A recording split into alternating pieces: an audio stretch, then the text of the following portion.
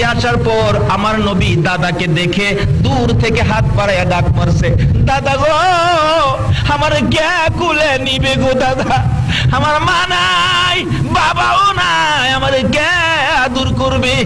দাদা হইয়া দুইটা হাত বাড়াইয়া ডেকে ডেকে বলতেছেন, আয় আমার কুলে আয়, আমি যতদিন বেঁচে থাকবো আমি তোর বুকে রাখবো রে, আমি তোর কুলে রাখবো রে নাতি। তার জীবনী লিখে মাঝে মাঝে আব্দুল মুত্তালিব বলেন, রাত্রের বেলা নাতি যখন আমার কাছে ঘুমাইতো, মাঝে মাঝে আমার গলায় ধরে মা মা কইয়া, বাবা বাবা কইয়া চিৎকার মারতো, আমি কুলে লইয়া আবার ঘুম পাড়াইয়া বলতাম, নাতি রে ঘুমা রে, তোর মা নাই রে, তোর বাবা নাই।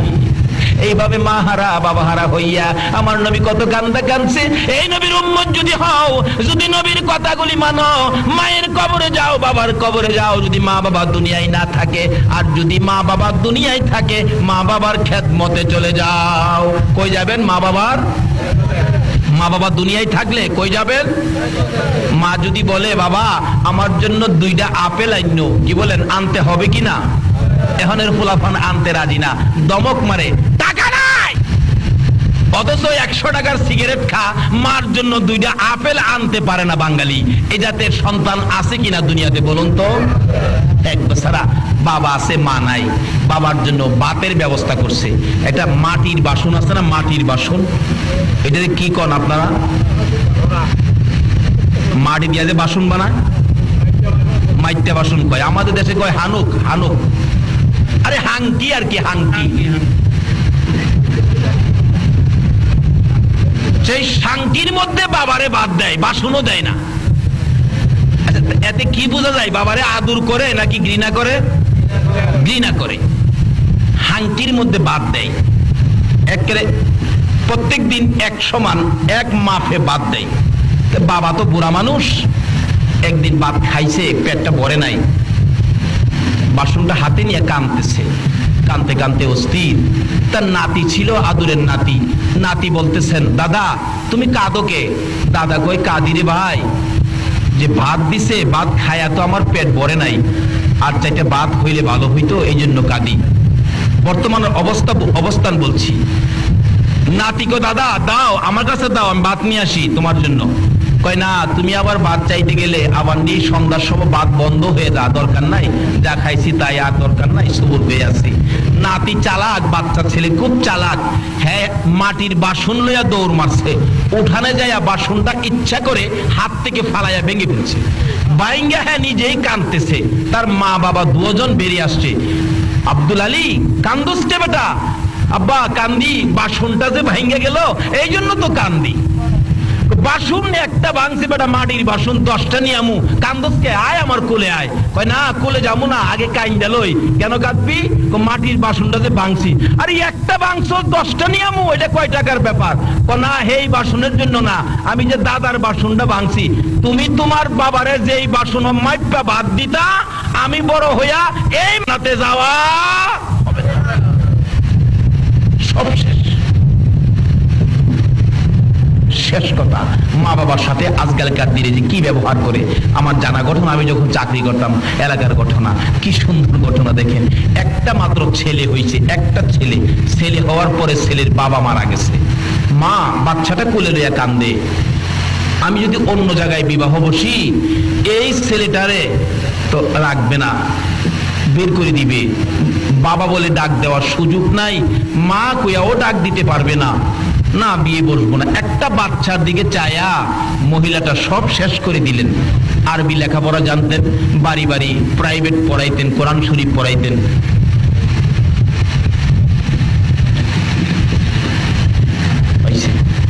আবার স্লিপও দিছে, আমার স্লিপ দিছে চট্টগ্রাম, এটা কইবার নাকি?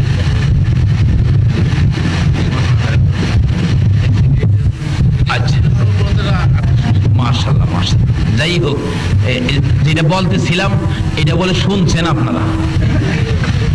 আবার আমার কাছে স্লিপও গেছে এই ঘটনাটা কইবার জন্য, এর লেগে যাইতেছিলাম এই ঘটনা। যাই হোক, যদি শুই না থাকেন তাহলে আর দরকার নাই। কিন্তু মা বাবার সাথে যে এই আচার আচরণ করে এমন লোক এখনো আমাদের বাংলাদেশে আছে কিনা বলুন? তাহলে এটা যখন শুনছেন এটা বাদ দেন, এটা বাস্তব ঘটনায় আসেন। একটা লোক গরিবের ছেলে বাবা গরিব, মানুষের বাড়িতে কাজ করে। এটা আমার আশপাশের মধ্যে ছিল ঘটনাটা, কিন্তু এখন একটা ছেলে বেঁচে আছে, তার বংশে সব মরে গেছে। আপনার ওই মানুষের বাড়িতে কাজ করে, কিন্তু ছেলেটারে বিয়ে করাইলেন। বিয়ে করানোর 8 দিন পর জুট মিলে চাকরি করতো ছেলেটা। 8 দিন পরই কইতাছে, মা আমার ভবিষ্যৎ আছে, তোমরারে খাওয়াইলে আমার ভবিষ্যৎ নষ্ট হয়ে যাবে। মারে খাওয়াইলে বলে হ্যাঁ ভবিষ্যৎ নষ্ট হয়ে যাবে। এই আচার আচরণ করে নামাজ পড়লে কি লাভ হবে? রোজা রাখলে, মুফতি মুহাদ্দিস মুফাসসির হইলে কিচ্ছু লাভ হবে না। বাবার মন খুশি না করে আপনি মসজিদে যাবেন, নামাজ পড়বেন, আল্লাহ রাসূল খুশি হবে না। মা বাবার মন খুশি না করে আপনি মসজিদ বানাবেন, মাদ্রাসা বানাবেন, কিচ্ছু লাভ হবে না। এই ছেলেটা বলতেছেন, মা আমার ভবিষ্যৎ আছে, আমি আর তোমাদেরকে খাওয়াইতে পারবো না। মা বলেন, বাবা আজকাই এই কথা বললি আমারে খাওয়াইতে পারবি না? তোর বাবা কত কষ্ট করে তোরে বড় করেছে, লালন পালন করেছে, আমারে খাওয়াইতে পারবি না? না, পারবো না। অবশেষে কি করবে, আলাদা হয়ে গেছে। জুট মেরে চাকরি করে, সপ্তাহে বেতন পায়। এই দিয়া কিছু রুজি রোজগার মোটামুটি ভালো। দুইজন মানুষ তো কিছু টাকা আয় থাকে। কিছু জমি জমা রাখলেন বন্ধক, জমি জমার উপর কিছু ধান, 20 থেকে 25 মণ ধান তার ঘরের মধ্যে জমা হয়ে গেছে। খাওয়ার পরে 20 মণ 25 মণ ধান। তার বাবা অসুস্থ, মানুষের কাজে যাইতে পারে না। অবশেষে ছোট্ট আরেকটা ভাই ছিল, পেটের খিদায় কাঁদতেছে। 2 দিন 3 দিন হয়ে গেল, ঘরে খানা আনতে পারে না। বাবা তো অসুস্থ, খানা আনবে কে? রোজগার করে তো কেউ নাই। বাচ্চাটা বলতেছেন, আম্মা আমার বড় ভাইয়ের ঘরে ধান আছে, ধান নিয়ে আসো। আব্বা কাজে গেলে এই কাজের টাকা দিয়া তুমি ধান কিনা বাইরে দিয়া দিও। মা ছোট বাচ্চার দিকে তাকাইয়া বড় ছেলের কাছে বলতেছেন, বাবা 10-এর দান দিবি? 10-এর দান তোর বাবা সুস্থ হইলে, রোজগার করলে তোর দান কিনা তোরে দিয়া দিব। মা দান চাইছে, পোলাই কয় আচ্ছা আমি বুঝা দেখি দেওয়া যাইবে কিনা। মা দান চাইলে যার বুঝবার বাকি থাকে, বলুন তো নামাজ পড়া কি বেহেশতে যাইতে পারবে? রাসূল বলছে বেহেশ কার পায়ের নিচে। আর এই রাসূলের কথা মানার জন্য কে বলছে? ওমা ইউতির রাসূলা ফাকাদ আতা আল্লাহ। আল্লাহ বলছে তোমরা আমার রাসূলের কথা মানো। দান চাইব, মা দান চাইছে, হের বুঝবার বাহির হইছে। আচ্ছা বলুন তো কার সাথে বুঝতেছে? বাড়িওল নেই, যায় কয় মা তো 10-এর দান চাইছিন, দেওয়া যাইব? মহিলা কয় তুমি কিচ্ছুই বুঝো না, তোমার আইডা তোমার উন্নতরা সেরা দেখতে রাজি না, তোমারে ক্ষতি করতে চাই, তোমার দান খাইব সব নিয়া 10-এর 2টা নিষেধ দিয়া দাও, দান দেওয়া যাবে না। যেই মা এই সন্তান পেটে রাইখা কলিজায় লাথি খাইছে, এই সন্তান যদি 10-এর দান না দেয়, বলুন তো মা কষ্ট পাইছে কিনা? মার চোখের পানি আইসা গেছে। বাবারে কত প্রস্রাব পায়খানা সাফ করছি, রাত্রে রাত বিজার জায়গায়, তোমার প্রস্রাবের বিজা জায়গায় আমি ঘুমাইছি, তোমারে শুকনার মধ্যে রাখছি। যদি একবারে শুকনা জায়গা না পাইছি, আমার বুকে করে তোমারে সারা রাত ঘুম পাড়াইছি। আজকে আমারে 10 কেজি দান দিলা না? মার চোখে পানি আইসা গেছে। কানতে কানতে ঘরে ঢুকলে তার বাবা জিগায়, কাদকে? কাদি তোমার পোলা আমারে 10-এর দান দিল না। আরো কয় দান খাইয়া বলে হ্যাঁ শেষ করবো। বাবাই কয় বড় পোলা এত আদর করি, মানুষের বাড়ির কাজ করি, সন্ধ্যার সময় বাড়িতে আসতে খালি হাতে কোনোদিন আসি নাই, একটা কমলা হইলেও নিয়ে আসছি। আইসা যদি দেখছি পোলা ঘুমাইছে, কমলাটা ছিলাইয়া ঘুমতে উঠাইয়া খাওয়াইছি, না হয়তো আমার ঘুম হইছে না। এই পোলা 10-এর দান দিল না। বাবাও কান্দে, মাও কান্দে। আমার আল্লাহ কয় আর কান্দিস না, তোদের চোখের পানি তোর সন্তানের জন্য গজব বানাইছি। আচ্ছা বলুন তো, মা বাবার চোখের পানি যদি সন্তানের জন্য গজব হয়, এই গজবতে বাঁচাইবার ক্ষমতা পৃথিবীর কারো আছে? কোন আলেম উলামার আছে? পীর সাহেবের আছে? নাই। গজব আজ থেকে 30 বছর আগে কথা বলছি, 30-31 বছর আগের কথা। গজব কি গজব? লোকটা খালি খুসখুস করে কাশে। মানুষে কয় তোমার কি হলো? ডাক্তার দেখাও। ডাক্তারের কাছে যাওয়ার পরেই ডাক্তার বলেন আপনি দূরে থাকেন, আপনার যক্কা হয়ে গেছে, যক্কা। তখনকার সময় যার হয়তো যক্কা তার নাই রক্ষা। ওষুধ ছিল না তখন, এখন তো ওষুধ বাইর হইয়া সর্দির মতো হয়ে গেছে। এবার বাস্তব ঘটনা বলছি। তারপরে ডাক্তার বলেন আপনার ওষুধ নাই, আপনি বাড়িতে চলে যান। ডাকতেছেন, ডাক্তার সাহেব বাড়িতে চলে যান, আপনার যক্কা হয়ে গেছে। বাড়িতে যায় খালি চোখের পানি মুছে। বিবি সাহেবা জিগাই কাদকে ডাক্তার কি কইছে? আরে ডাক্তার তো কইছে। কি কইছে? কয় না। কি কইছে কও? ডাক্তার কইছে আমার বলে যক্কা। যেই খালি কইছে যক্কা, এবার বাড়ি অলনি কাপড় লইয়া পিছন দিয়া বাহির হইয়া নিজেরে করে রক্ষা। তোমার সাথে থাইকা আমারও যক্কা হইব নাকি? এটা সুয়াসুই রূপ। তোমার সাথে থাকলেই আমার যক্কা হইব। মরো মরো, তুমিই মরো, আমি মরতে রাজি না। একদিন যায়, 2 দিন যায়, একা ঘরে থাকে কেউ নাই। রাত্র গভীর হইলে ঘুম আসে না, খালি কান্দে।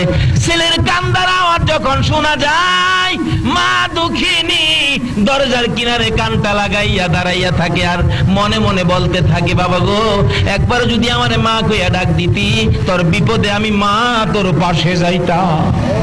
কিন্তু বিবি পাশে না, মা পাশে যাইতে রাজি কিনা বলুন তো?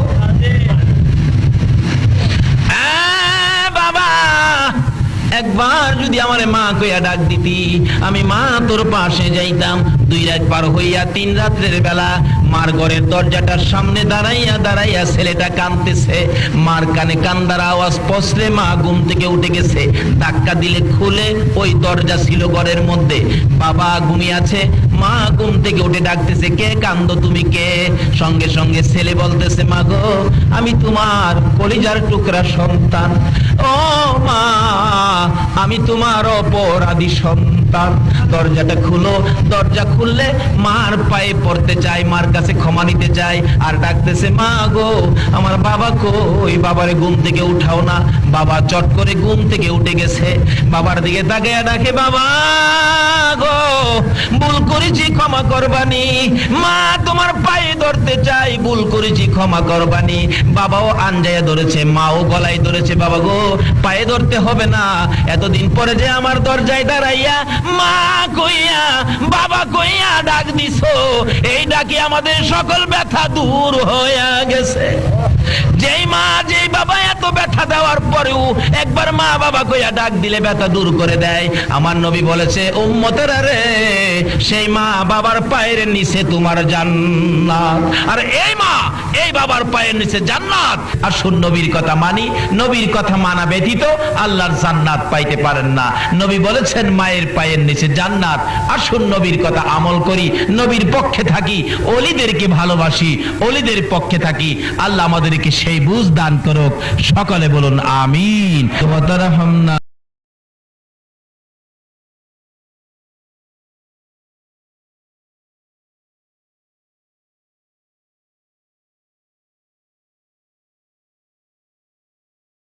দাঁত ভাঙ্গা ব্যথা কেমন লাগে জিগাইলি, মাথা ভাঙ্গা ব্যথা কেমন লাগে জিগাইলি।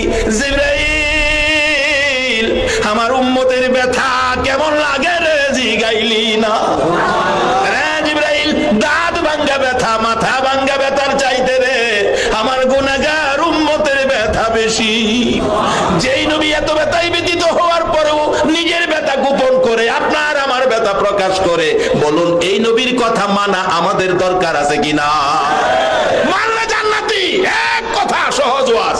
মানলে জান্নাতি, না মানলে দুজুকি। মানলে আবু বকর, না মানলে আবু জাহেল। তাই আমি তো বলি অনেক সময়, নবীর কথা মানবে যারা হবে জান্নাতি। বলুন, নবীর কথা মানবে যারা হবে জান্নাতি। না মানিয়া আবু জাহেল হইল দুজুকি, না মানিয়া আবু জাহেল হইল দুজুকি। নবীর কথা মানবে যারা হবে জান্নাতি, নবীর কথা মানবে যারা হবে জান্নাতি।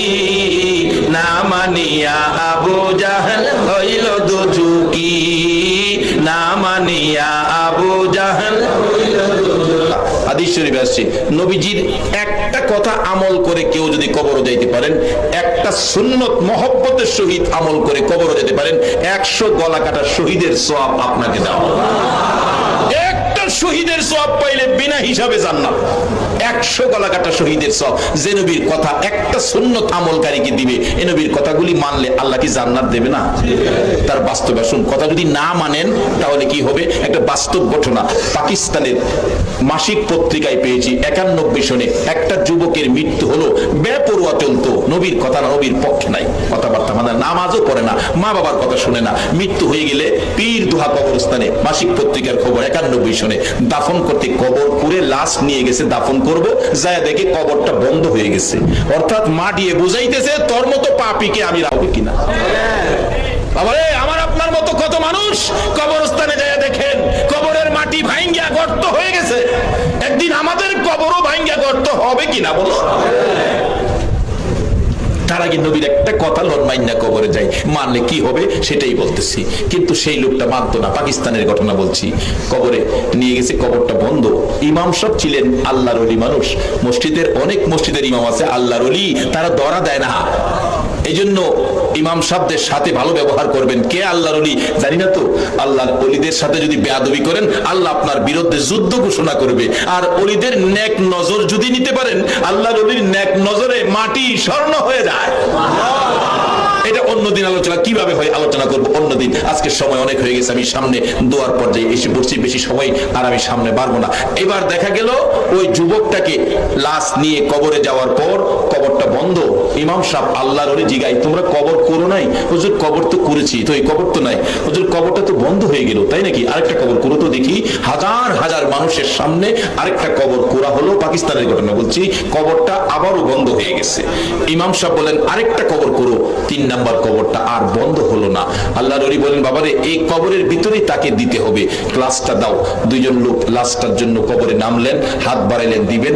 একটু পরে দেখি কবরের অবস্থা ভালো না। নিচ থেকে কবর থেকে ডাকতেছে, হুজুর লাশটা দিয়েন না, দিয়েন না।